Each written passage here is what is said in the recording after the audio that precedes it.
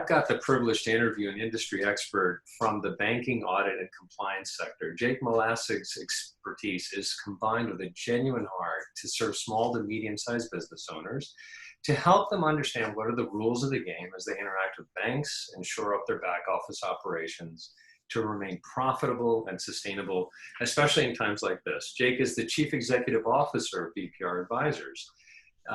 BPR provides bank advisory services to business owners, such as the evaluation of bank covenants, loan terms, and financing operations. He also acts as a liaison on behalf of the business to the banking sector, and they provide cost-effective outsourced solutions to handle mundane back office services, such as traditional bookkeeping all the way to fractional CFO services, including providing audit services with current outsourced CPA firms. And Jake is also a member of the C12 group. The C12 group is a professional development and equipping organization for Christian chief executives and business owners just like you, along with their direct reports. Myself and my colleagues across the US and internationally serve thousands of corporate leaders whose enterprises generate revenues from a few million to several $billion per year. My name's Charles Even, and I'm the managing partner for the C12 group of Northern New Jersey. I'll be your host today, and I'm joined on this call with a few of my C12 colleagues whom you saw on the introductory screen as you were logging in. I have the tremendous privilege to serve CEOs like Jake and his peers as the facilitating chairman for the Northern New Jersey region. Now, in today's webinar, I'll be interviewing Jake, and we've allocated some time towards the end of our 45 minutes together to respond to your questions. I'll also make mention now that for today's participants, Jake and his team are extending a complimentary assessment to see how to specifically assist you long after this webinar is over. And I'll provide some more details on that matter towards the end of this webinar. Now, before I get started, I do need to make a very short disclaimer that this webinar is for informational purposes only. Any opinions expressed are solely opinions and are not to be construed as professional fiduciary counsel. BPR and its associates do provide such counsel based on contractual arrangements with its clients only.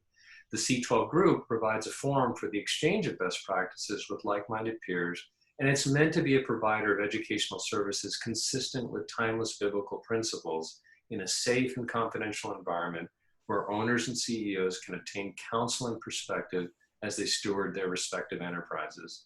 Well, with that out of the way, let me just give a little background on Jake for the benefit of you, our audience. Jake comes from the Big Six and then eventually the Big Four accounting firms.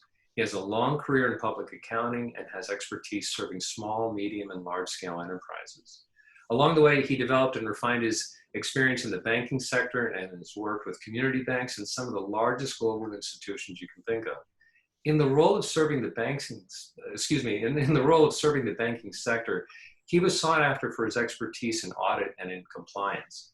He would train auditors on procedures to evaluate loans, and so his perspective is very unique because he parlayed that experience and insight into forming BPR Advisors. In one sense, BPR gives to the small and medium-sized enterprise a look behind the curtain to understand how banks operate, what they look for, and how they evaluate you as a client, much in the same way that the operations of large multinational corporations operate with their banks.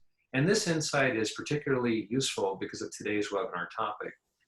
So with that, Jake, welcome. Thanks for taking the time out of your schedule today to speak with us and to share your insights. Thank you so much, Chuck, for inviting me and arranging this webinar. And from that introduction, I was almost just waiting for you to tell that, hey, this is Jake from State Farm. Although I'm not wearing red today. But, well, I'm glad that you're not from State Farm because we need some more expertise than somebody from State Farm, okay? Thanks, well, Chuck. Let's do this. We have a limited amount of time. There's usually on webinars, everyone's kind of inundated with webinars these days. We're trying to deliver some content that's actionable, not just useful intellectual data. So let's talk through this PPP program, or what we call the Paycheck Protection Program. Mm-hmm. We need to know who the players are. We need to understand what are their particular priorities, their interests, because everybody's got a differing interest, and sometimes they go contrary to what the business owner, people like you and me and those on this call have in mind. So could you please take a moment and walk us through who are these parties and what are their primary roles or their focus when they look at the PPP?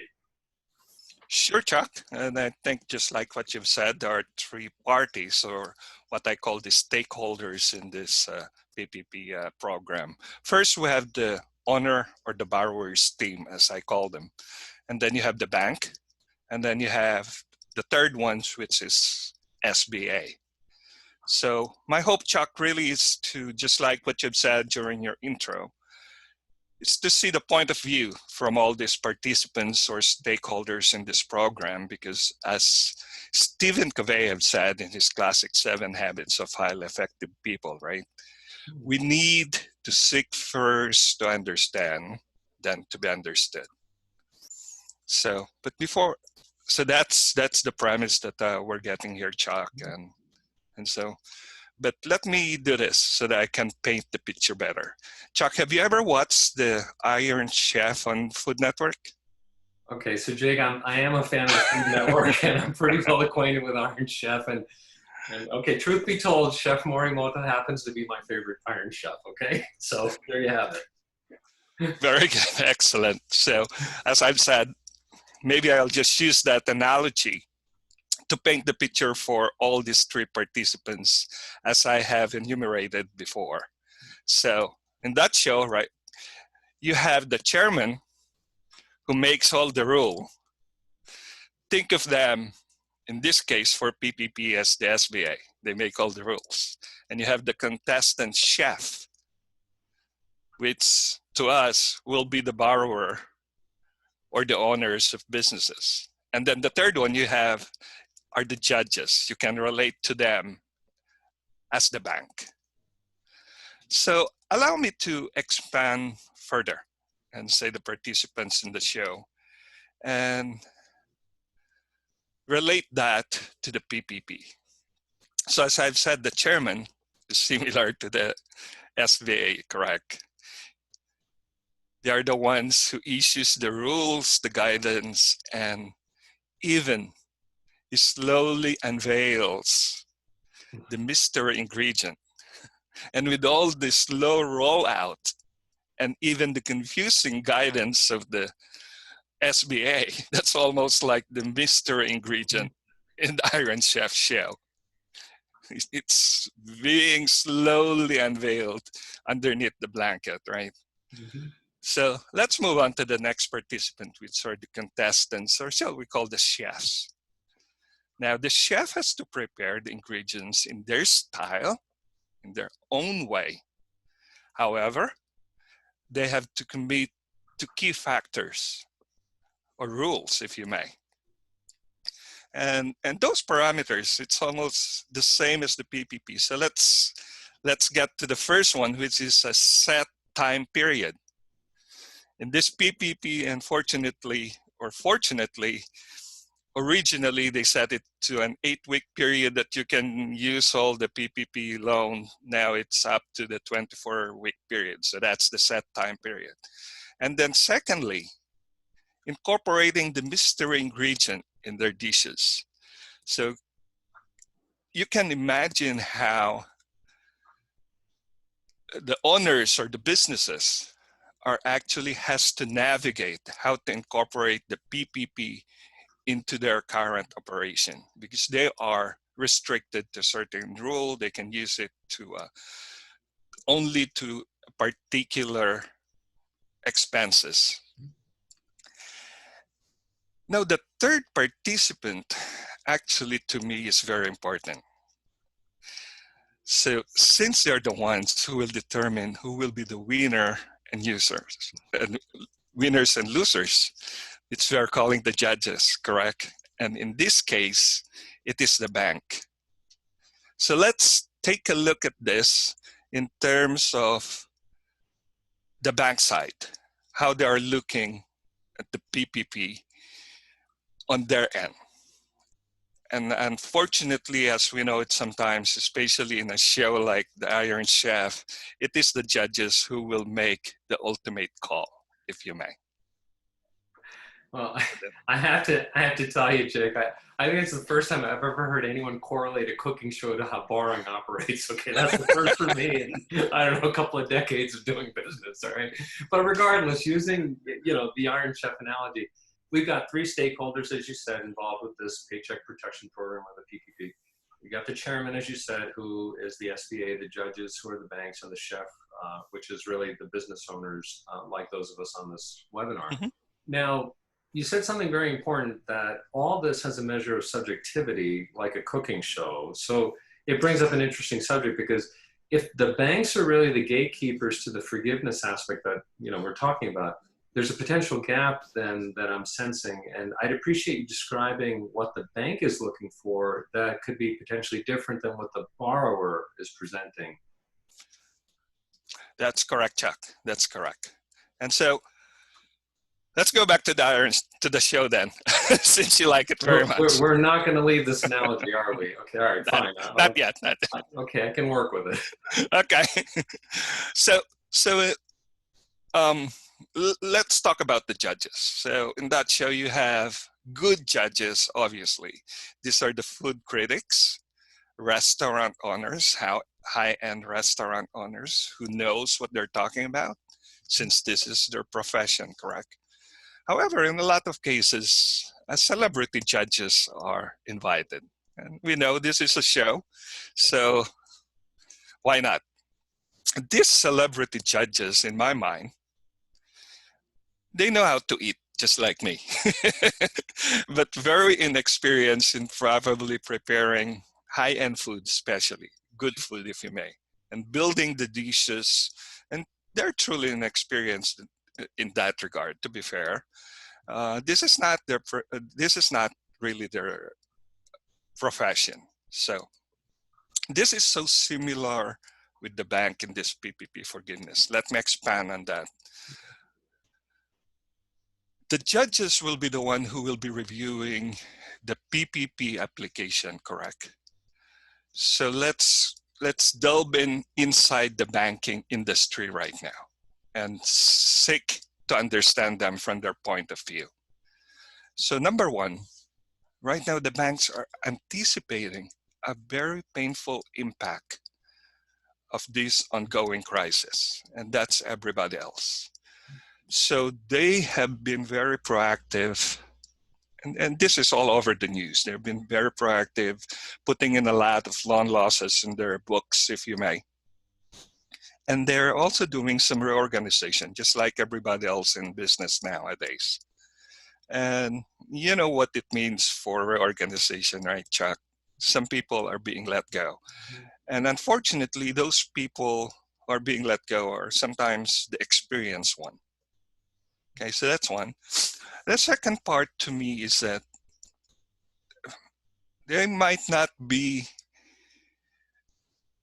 telling it or broadcasting it to the whole industry, but the PPP is a loss leader to the banks. So you've heard about, especially the big banks, they're just taking care of the bigger clients that they have, because at least with the bigger clients, they're making some money in there. So the smaller clients, actually, for most banks, they're not making any money on that. I think they're just doing it as a service to the community. So the cost to them to review the application, and now, especially with the forgiveness, it has become a loss leader. So what's the impact of all of this to the borrowing asking for PPP forgiveness?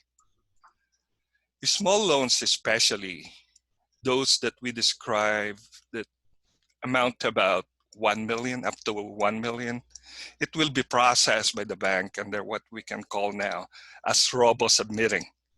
You know, this was taken from the root word for that was taken from the mortgage crisis era, whereby banks are robo-signing loan documents just to process as much mortgages as they can. So such the impact to that, the bank will process these applications just based on the checklist. And unfortunately, as I was trying to put in a premise a while ago, it will be reviewed by inexperienced staff. And hand-holding of the borrowers, it can be hard, and navigating this complex requirement, especially for borrowers, can be harder too.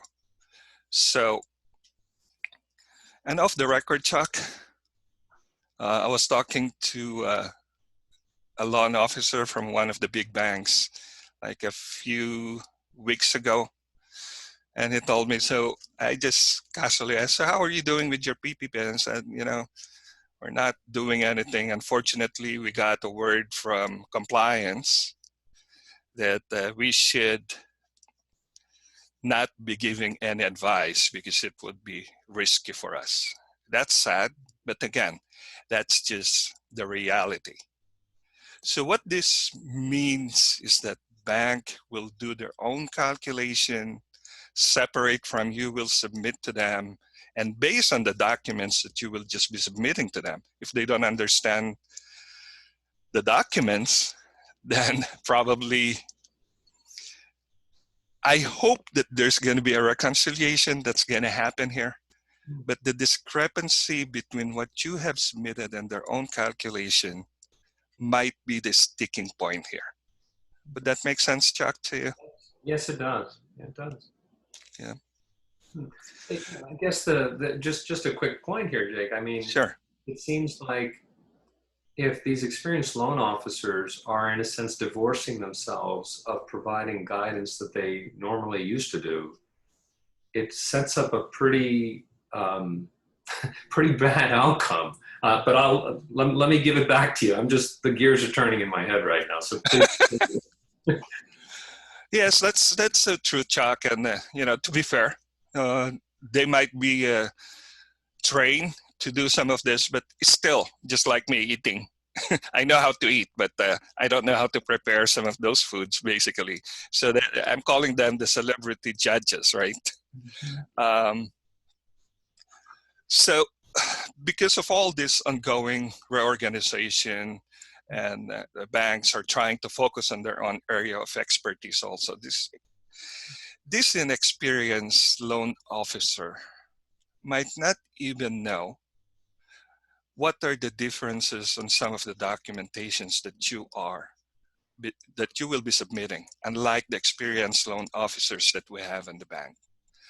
So for us, Chuck, my advice to all that's in this webinar right now is to prepare an audit-ready application. That's how we call it in our industry. Would that make sense, Chuck? It does. Now, obviously, you're describing here a potential challenge that every business owner could, face in submitting documents that may not be, to borrow your expression, audit ready. So, so let's just think about this. Nobody applied for the PPP thinking that they would inherit such issues. So it brings up a very important question. I mean, how do we mitigate the risk of triggering unnecessary involvement, unnecessary work with these different stakeholders that we talked about at the start of the webinar? Could you comment on that, please? Sure. So let me go back to the audit ready application, and maybe I just would like to go back to the Iron Chef analogy, Chuck. I'm definitely not going away from that. So, as I previously alluded, the contestants or the chef has to be judged in terms of 3 criteria, correct? The first one, I've talked about it quickly, the use of ingredients. So how the PPP are being used, the payroll, rent, mortgage, interest, and utilities. And these are set by the chairman, by the way, the SBA. And then you have taste. How you will be calculating the payroll that you will be submitting and all the other expenses as required by the application. Now, the third part to me, and this is where I connect it to the audit-ready application, is the presentation or plating. And this is what I call report presentation in our industry, in our parlance. So it's almost like putting a ball on a box. So the number should connect to each other, and think about addition plate. That you cannot just throw in something in there without really connecting it to the whole taste of the plate. So these are the presentation part. But let me just explain it better, Chuck, if you may, in terms of the PPP. So although the SBA have already given us a format, if you may, the application format from the top part of the form to the worksheets, everything should flow in terms of the documentation, because what we are actually probably be missing here is the documentation part. So as I was saying, Chuck, I think with regards to the report presentation, I use that analogy as plating in terms of the judging criteria that the Iron Chef has. So plating to us in report preparation is basically putting all the dishes together so that they will flow. Because in terms of how you will put in the numbers on the application itself, it has to be properly supported by documentation. Let me just give you a quick example on that. So if you have your payroll, they require that at least you give them your payroll register, 941, 940s. So all the proper documentation should flow correctly into that application chart. So it's almost the same as, if you may, on the plating, the presentation of the Iron Chef, is that if you are not connecting, although you have your ingredients properly, if the taste is not that good and it's not appealing to the eyes also, it's not going to be a good way to start the report preparation. Did that make sense to you, Chuck? It does. It does. Now, it does bring up an interesting part here, because here we are as business owners thinking that we've done the right documentation, we've prepared it, we've presented it. And what I'm in a sense hearing is that might not be sufficient, because there's a certain component of documentation that in our ignorance we can actually introduce a problem. Am I hearing this right? That's a big concern for us, Chuck, at least in our end, because what could have happened is that if the bank is just doing their own calculation, and then you're doing your own calculation, and unfortunately, if the bank is just gonna say, hey, this is my calculation, this is your calculation, who do you think is gonna win in that? Well, obviously the bank is, yeah, right?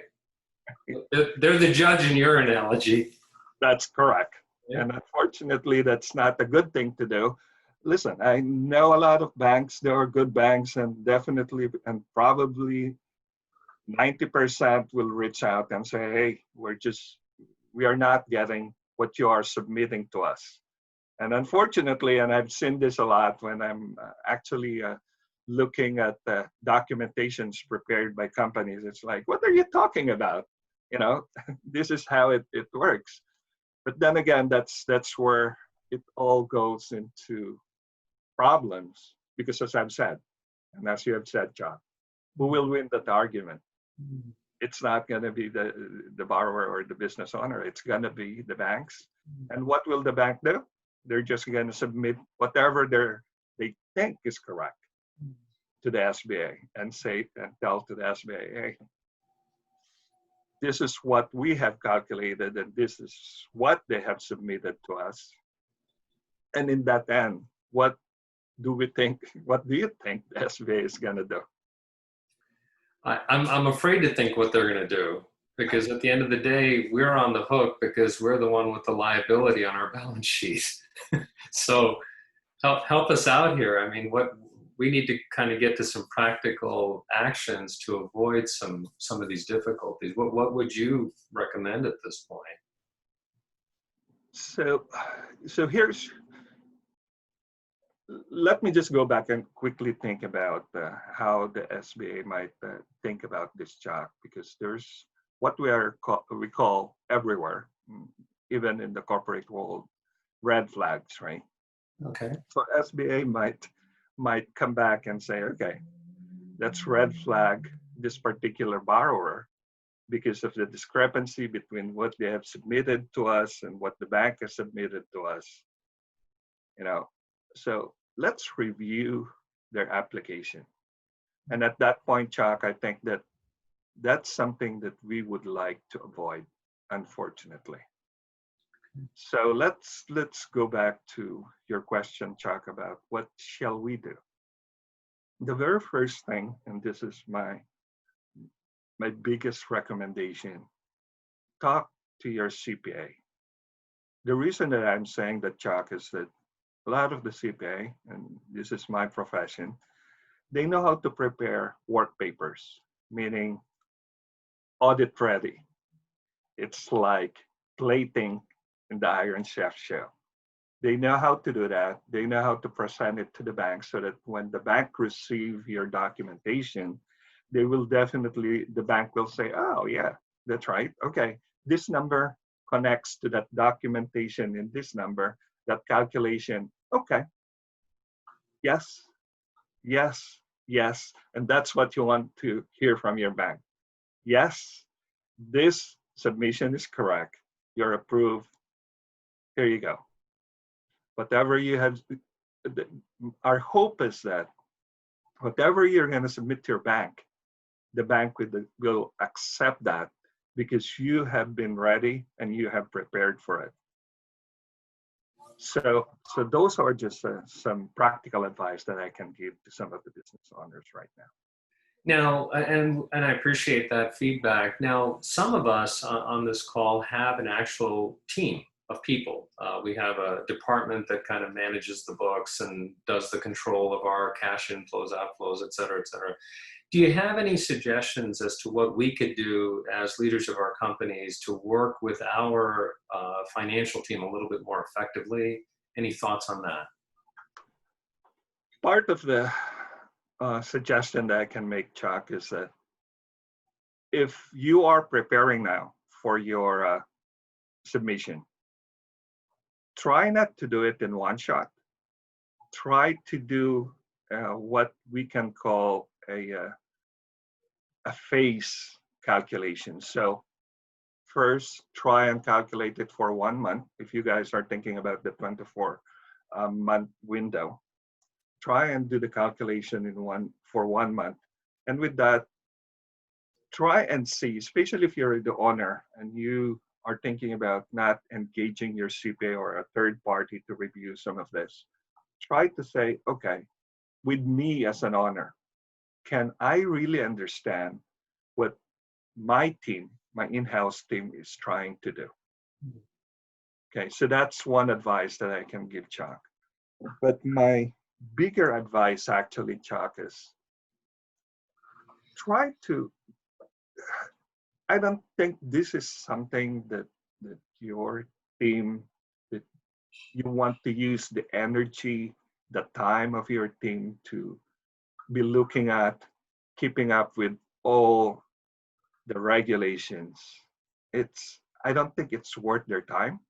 You can focus more on bigger things within your company and use the energy of your team because your team knows what you're going through right now. Use that. This is a one-shot deal that everybody's working on. And for them to focus their energy on a one-shot deal, I don't think it's worth it. It's a big distraction. It's a big distraction, Chuck.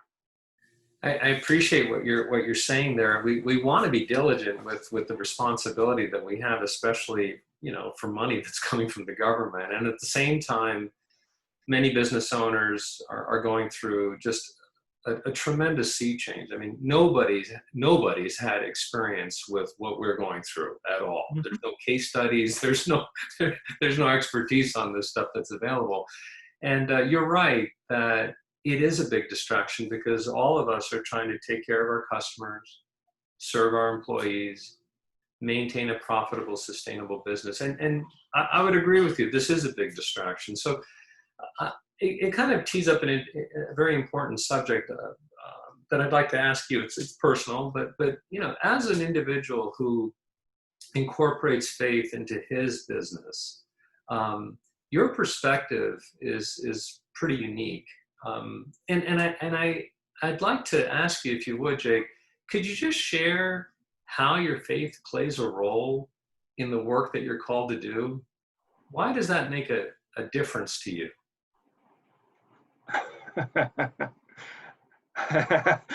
That's definitely a curveball to me, Chuck, and let me just give it a thought quickly, because yeah, so maybe let me put it this way. I was talking about distraction, right, a while ago, and I was fortunate during this time to be reading a lot of books, and I recently read John Gordon's book, The Garden, one of my favorite author, and I follow him a lot. So the Garden, it's based on, obviously, the garden whereby Adam and Eve were tempted. And he said, there are 5 tools that the enemy have used, that are using in that for us. It's not about just the temptation itself. The tools, the enemy is so good, and he's using all these 5 tools. And he actually enumerated, it's doubt. They're creating doubt in our mind, and at this time and at this point of time, Chuck, there's so many doubts. I do have a lot of doubts in my ability to lead my company. And you have distortion, you have discouragement, distraction, one of I just talked about, and lastly, division. It's definitely, you've heard it on the news, Chuck. And so going back to your analogy, or your question regarding how does my faith intersect with business, I think for me now, Chuck, just thinking about that, we have what we call in C12 the 5-point alignment, right? Yeah. The core of that alignment is the purpose, our mission, our purpose, our why. It's not just about the how. So probably it's very important for us, Chuck, at this time to think about our purpose. What's our message? What do we really want to do in our life? Because we all know how precious the time that we have right now in this world, especially in this COVID situation, correct? We all know that.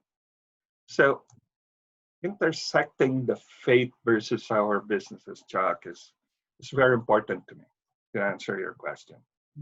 Because I know that God has a plan for all of us.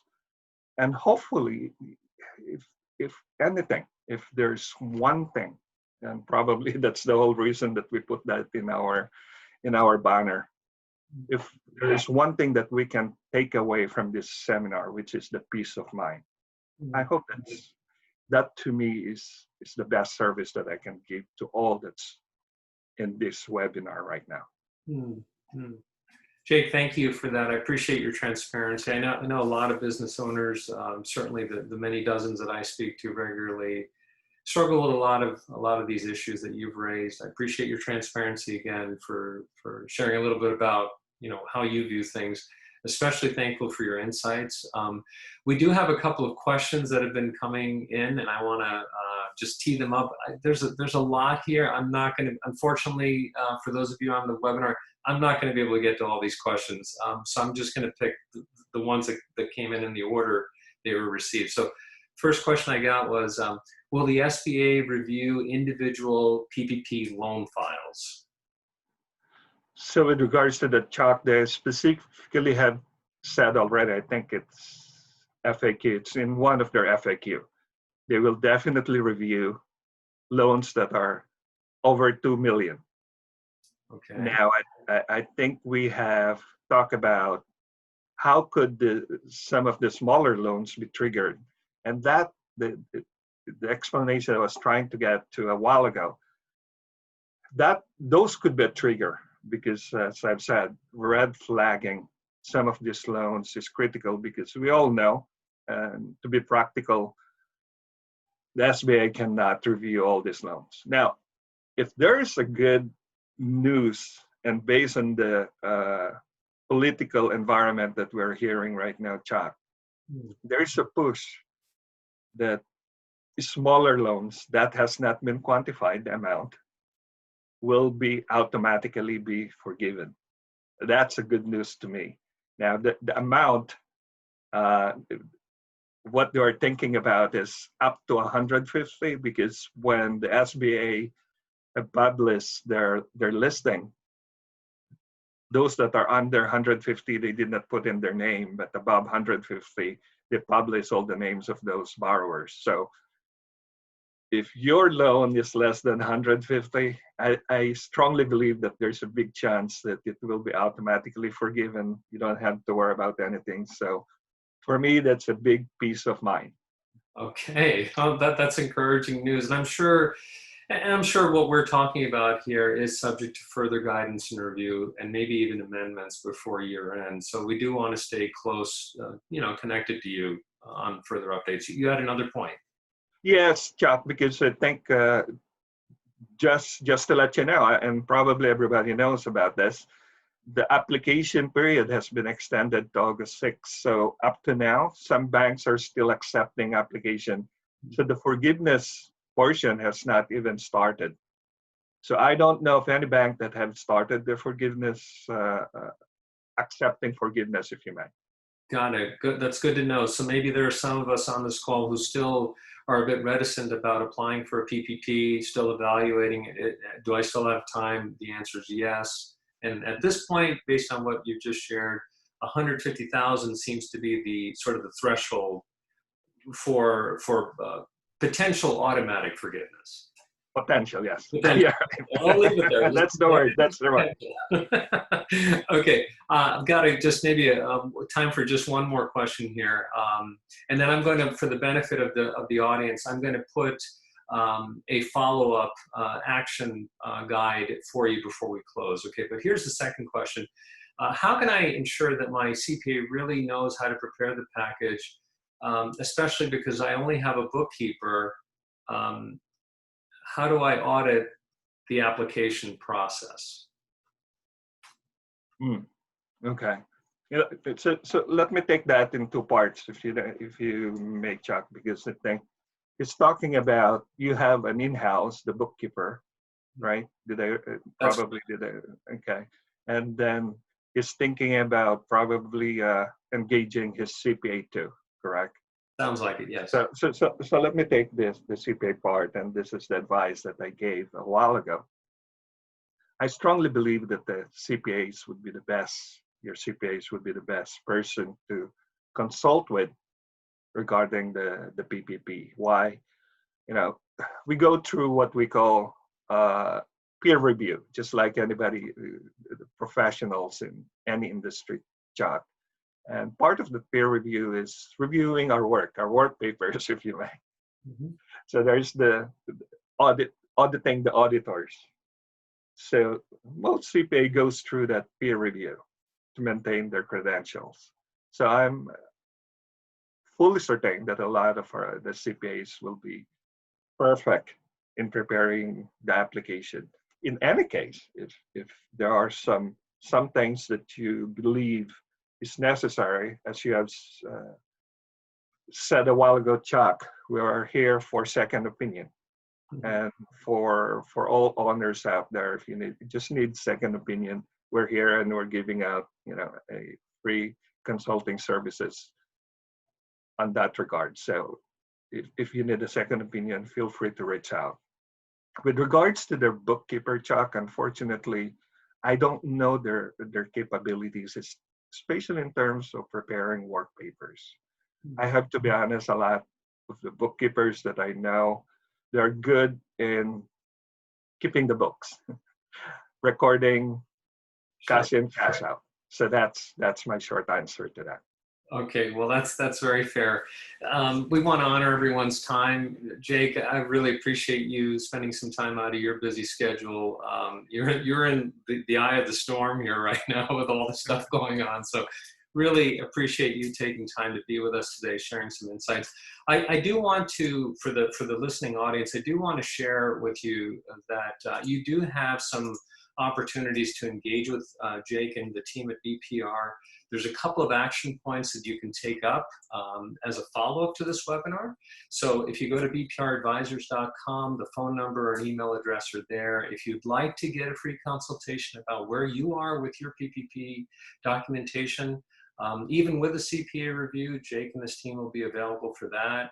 If you're wondering what does a liaison for for your bank, what should they be doing, what should it look like, he can give you guidance on that. You can also gain some clarity on why your bookkeeping process might actually hinder you from the expected forgiveness amount. So that can be a great source of education and understanding as a leader. So touch base with the team there. And then finally, if you have an in-house team and you're looking at ways to perhaps reduce your overall operating overhead costs, perhaps an outsource model might be the time to consider. This might be it. And if so, Jay can give some guidance on that.